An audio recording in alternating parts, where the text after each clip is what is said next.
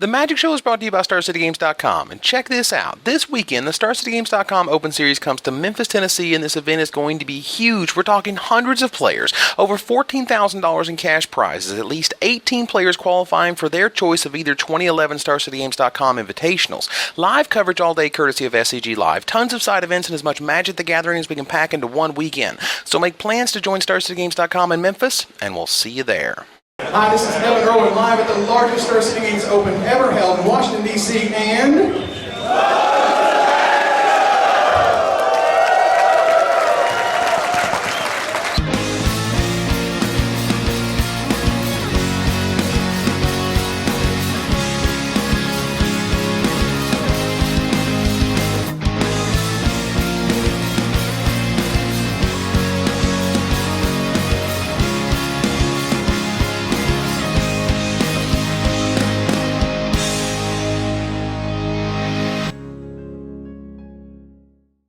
Hello everybody and welcome to another edition of The Magic Show. This week I am joined by Glenn Jones, our coverage manager, and Matt Gargiulo, our acquisitions manager. We are going to talk about the Open Series. We're talking about the Invitational, we're talking about the Invitational formats, the Edison Open, the DC Open, our new sweet sleeves, our Invitational formats. There's all sorts of cool stuff we're going to go over, and you're going to see it right here on The Magic Show. So let's go.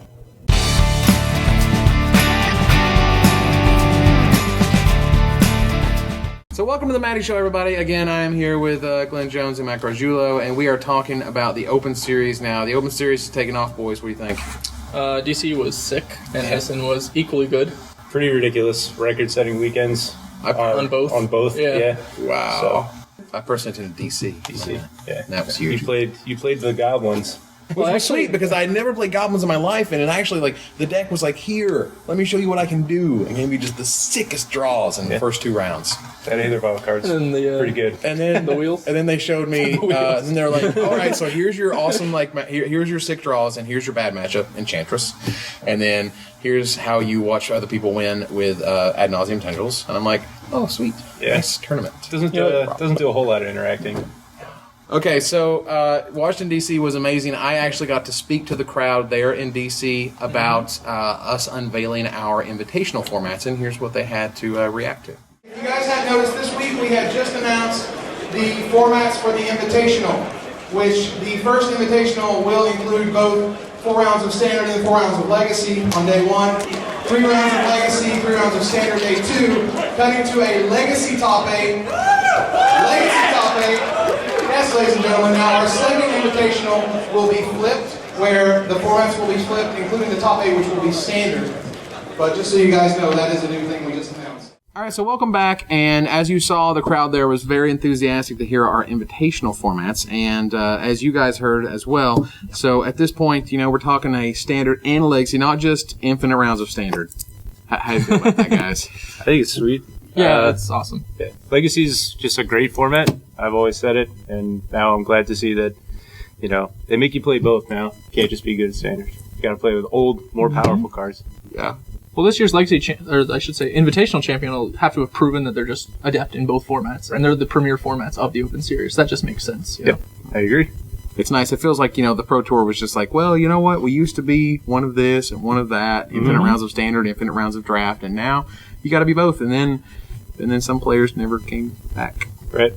I mean, it's a lot of this. Because they just were awesome Limited Masters or were constructed All-Stars, and so, that's nice that the Open Series, we can just say, you can't just be a Legacy guy. Yeah. You can't just be a Standard guy. And to be fair, a lot of the same skills apply across both. You can play, an aggressive deck in both formats. Harder to play a combo deck in Standard. Now, who do you think's going to have a harder time jumping over? The people who grind Standard all the time, or the people who grind Legacy all the time? I think the Standard people might have a little bit have a tougher time. Well, because they're so used to Standard, and Legacy is this huge format, and sometimes it's a little intimidating when you're like, I don't know how to combat 20 different archetypes. Sure. Yeah, I think most of the Standard players will just port a deck. If they haven't played Legacy before, I would assume they'll just pick up Goblins or Merfolk, which are fine, but you need hours and hours of testing to beat mirrors and things like that. Yeah. Merfolk mirror is actually fairly difficult. It's not just who draws the most Lords wins. Not really. I mean, I know a guy who I would talk to at Merfolk meeting. Wait, this is the same guy who was not only our player of the year last year, but did not play Merfolk for the first time in how long? at the Yeah, Legacy he has declared he will never again steer away from the fish. You know. Yeah. Why would you? He wound up in 17th place in Edison. Wow. And just wanted to die. Oh my god. I'm sure he would have been much more comfortable with his curse catchers. Oh, of course. Like we're talking about Alex Bertoncini, course, who is currently doing very well in the Open Series now. Jerry Thompson is also doing very well. Basically, our level 5s are Stone Master as absolutely. well. And have both already locked up level 5 for next year with Ben Weinberg. Hot on their heels, along with Drew Levin, I believe, is also the Yeah, next he's getting up there. Yeah. Yeah, like they're all battling. It's so exciting to me. Like the Louis Laskin and the Spagnolo, and those guys are all just traveling around. Harrison Greenberg and those guys are all making the circuit essentially. Yeah. Which helps because we announced our second half of the year, which is on your screen now, and so we're doing a total of 30. I believe it is a total of 30 this year. Yeah, I think so. 30 dates. Incredible. It's ridiculous. It's completely ridiculous. It's great. I mean, obviously, it's awesome. I love It's it. nice to have something to do every weekend. Man, if we only had a city to travel to, it's like magic, Oh my God. Yeah. But at the same time, one of the things that we introduced as well recently was the Invitational Qualifiers, where you don't just have to go to an Open to get into the Invitational. Right. We now allow local stores the ability to run their own Invitational Qualifiers and give out top 8 pins and prizes and things. Sort of. I love them. I think it's going to be sweet. Giving opportunities to players. One of the biggest complaints I hear is, like their Opens aren't close to me. They're all either like West Coast or East Coast. Yeah. There's like a few in the middle, but not enough. So it'll give players who just can't travel that far a great opportunity. Yeah. And all you have to do is ask your store. It's very easy. So this weekend there will be 2. There's going to be one in Burbank, California. That's an area we don't get by very often. Sure. So it's nice we can bring the Invitational that way. And Fort Mill, South Carolina is also happening this Saturday, March 12th. So you guys can go out to those local stores. You can find the dates on StarCityGames.com for upcoming dates, all the information for these as well. Yeah.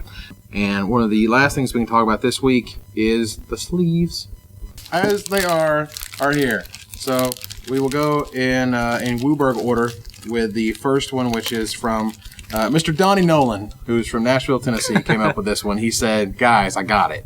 Don't daze me, bro." And we're like, "You got it." And we printed it. We thought that was brilliant. Let's see. Wooburg, which meant I was supposed to start with white, but I didn't. Whatever. So I tab that. So, it's interesting, you try to come up with phrases in which sort of like go along with the color, and so white's a lot of like justice and whatnot, and then we're like, well, maybe we could just do something like neat and generic. Let's do something silly. White's also nice, so like the easy color to do something silly and generic. Those have been our 2 most popular by far so far. Yeah. So just so you guys know, if you want these 2, you may want to be sure you get them sooner versus later. Yeah. Right. We might not have them forever. They are absolutely popular. Our third most popular is the I Love Fatties. Yeah. Who doesn't? I'm just not going any sort of order now. I'm just throwing them around. So everyone loves the Fatties. Ken Nagel obviously loves them during our credit sequence, as he has every single episode since he said it in Pro Tour Hollywood. However many years ago. Was that almost 4 years ago? Yeah, it was Gindy's PT, right? Yep. I feel old. That was a nice one. Yeah. And then there's once you go black ... You don't like playing the other colors. Something happens. Something happens, which includes sometimes playing Abyssal Persecutors. Why would you Great play Packs. other spells? Those are like, this one's kind of choose your own adventure.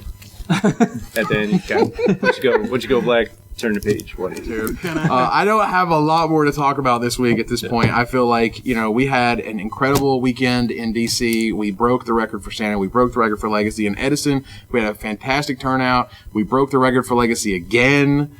Like, Legacy's getting huge. Yep. Series is getting ridiculous. It's really rare that we achieve over 50% retention for Legacy versus Standard. And Edison was one of those where we killed that rate. Wow. Yeah. All right. So we're going to wrap up all of our conversation here. And I do appreciate you guys watching. Thank you very much for Glenn Jones and Matt Gargiulo joining us for this week. And we'll see you here next week on StarCityGames.com for the Magic Show. Until next time, everybody, this is Evan Irwin tapping the cards so you don't have to.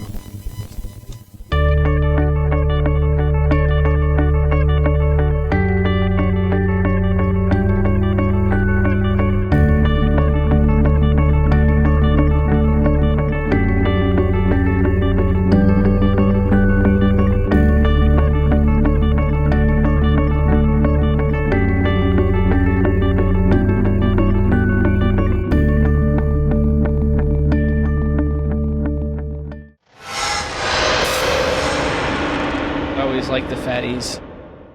All right. You're looking at me like I'm all crazy. It only works when one person does it because then I have to. Yeah. Whatever. Let's go. Oh my God. Glenn Jones, our coverage manager, along with Matt Gargiulo, our acquisitions manager, and together we are going to talk about blah, blah, blah, blah, blah, blah, blah, blah. I've screwed that up 3 times. All right, do the monkey.